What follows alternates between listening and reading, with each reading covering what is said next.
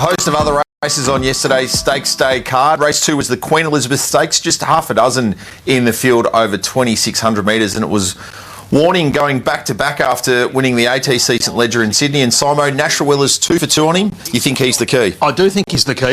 I had a chat with John O'Neill on Derby Day, and he was telling me about the instructions to Nash when it won the St Ledger at its last start up in Sydney, but to ride this horse a little bit more positively in the early stages. You know, previously in his career he's been more of a sort of get back, run on type of horse, but you know, with Nash on the horse, ridden positively yesterday, controlling the speed from the front, you know, he looked to be in a bit of, you know, getting to the straight as the horses with the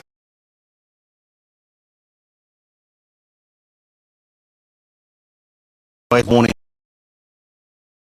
So again, I put this down to just an absolute exceptional ride from Nash Rawiller, controlling the tempo from the front. Yeah, Soundon Wentwood eventually eyeballing Cuz, but Warning was too strong late. Yeah, he was. I said on my on the call yesterday, I said that the key booking was Nash Rawiller. The reason I like the horse because he's very, very strong.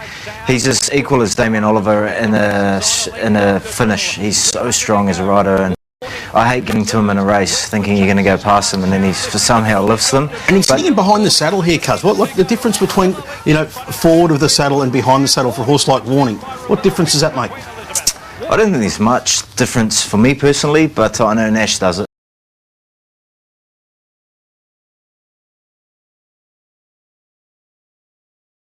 The rider all seem to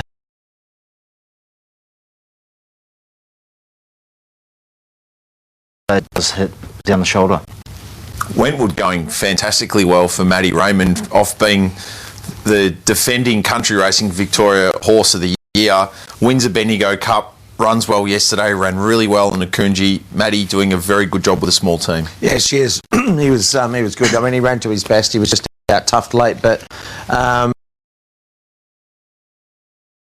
with I'm not sure what to drill where they go. There'll be a nice race.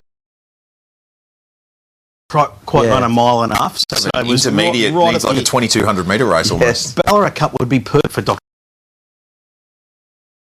And Zipping Classic again. Yeah, potentially. So there was a couple of ordinary runs. I think Lunar Flare's probably coming into the prep now. Had a good preparation though, winning $1 million Moonee Valley Cup. Yeah, exactly.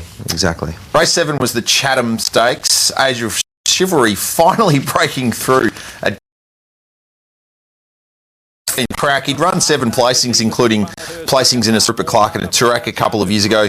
Damien Lane dropped him into a perfect position from gate 3, sitting astern of Morvada, taking over on straightening and toughing out to prevail.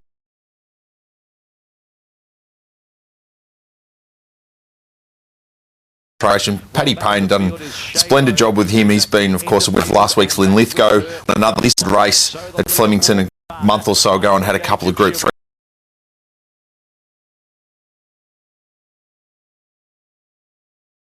Of course, one of our colleagues didn't BZ. He nearly knocked the disc down shouting at home. But terrific performance because he hadn't won in a while and he needed to get his head in front. And I'll tell you, he was in front a long way yesterday. I mean, he's basically taken it up from this point in. Crosshaven had the drop on him. Just see Crosshaven back, his recent jump out as well, so I think the Hayes team will be happy with that performance. But a deserved win, well done by Elliot and Zara as well, of course, a training partnership that's about to dissolve. Got a month to go. Damien Lane suspended for whip use again by stewards, so yeah, it's another holiday off the back of course, missing rides earlier in the week. He had a double across the course of the day after winning a race earlier on in the program as well. And probably we can put Shayo into the first up 1,400 metre bucket, fresh specialist, but as it gets deeper into the preparation, it just doesn't travel as sweetly as it does first up. Yeah, and look, I think it might be fresh. She walked around a bit lethargic. I was willing to give her another chance, sort of back in grade, but she's clearly come off that, significantly off that peak. She never really travelled yesterday. No, she didn't. And the other disappointing runner, of course, in the race was Dice Roll, who was back and made no headway, but there have been a few little issues with him along the way. And Age of Chivalry, as we said, finally breaking through for victory. Crosshaven very good as well, but yeah, the tick is just a canter. What a preparation that's been as well. Matriarch Stakes, Zaydani with a breakthrough Group 2 success for Ben and JD Hayes. This is really significant for their training partnership that it's in its very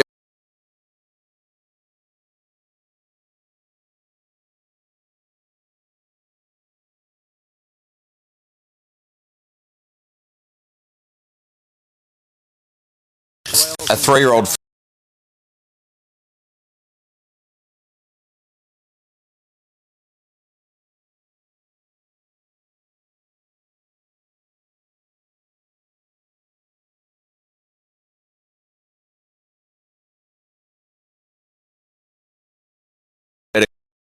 Jane Oliver.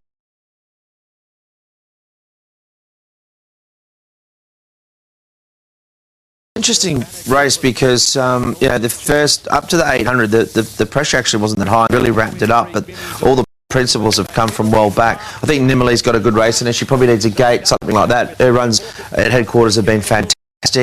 I thought the runner-up, James McDonald, could not have given her a better ride. She presented, I mean, normally she's got out now inside the 300. She put a length or so on them, and you think it's all over Red Rover, but just peaked on her run a little bit, and a great ride. We've given James plenty of plaudits, but this was an absolute peach from Luke Zayt only Nolan. didn't go around a horse all race.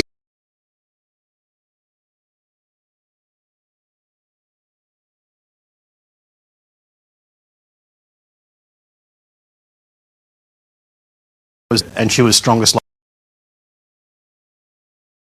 As it progressed on, the jockeys were more than comfortable to head back towards the rail. I thought Nimmerley was good. She only got beaten 1.6 lengths, and you talk about Luke Nolan never going around a horse. Well, Rachel King, because where she was in the run, she had to go around every single horse and only got beaten 1.6. So I still thought it was a really, really good run by her. She does have a nice race in her. She wasn't beaten too far, of course, in the Group 1.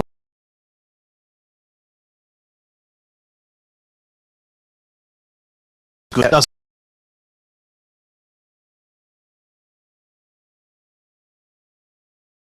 For the straight out punters. Race 4 was the O'Shea's. They did a little bit earlier in the week with Quantico as well. Good early sign for the Zaki Connections getting the job done in the same colours. His second victory, the winner and the runner-up, Port Louis, who had the blinkers on for the first time but remains a maiden still, drew the inside 2 barriers but fanned towards the centre of the track in the closing stage.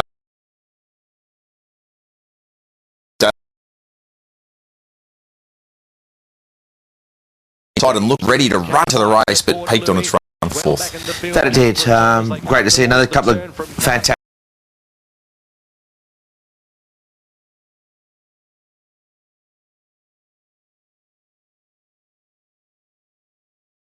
Port Louis.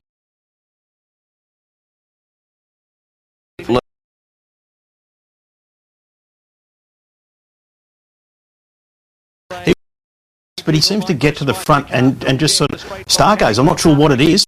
I mean, he's bred to run the trip, so I'm not sure it's a distance issue. But right here, he's put a length on the ultimate winner, and then the horses come back on the outside. Maybe Visors, the ultimate gear change of gelding. Well, he's a summer racer. They obviously want him to win, but I don't think he'll win it. Look, he might not. He'll win a race as a colt, but he could improve markedly, I think.